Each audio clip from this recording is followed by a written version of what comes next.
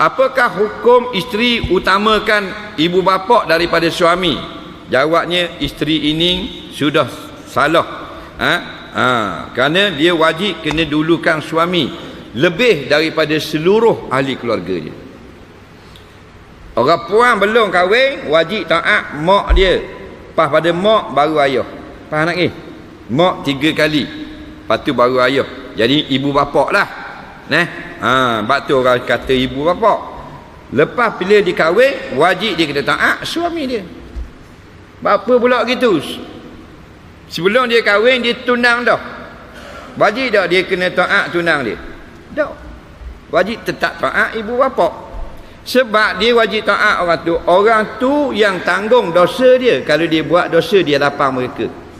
Dia keluar rumah, ibu bapa dia tahu dia tak pakai tudung ataupun dedah aurat, ibu bapa dia juga berdosa. Dia dosa ke?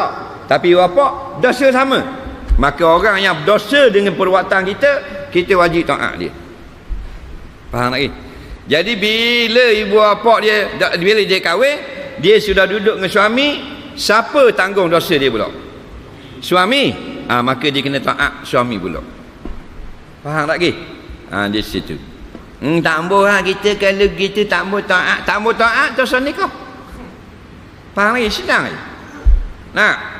Tak sah nikah. Dan kalau tak nikah nak lehkan anak, beli anak beruk main rumah.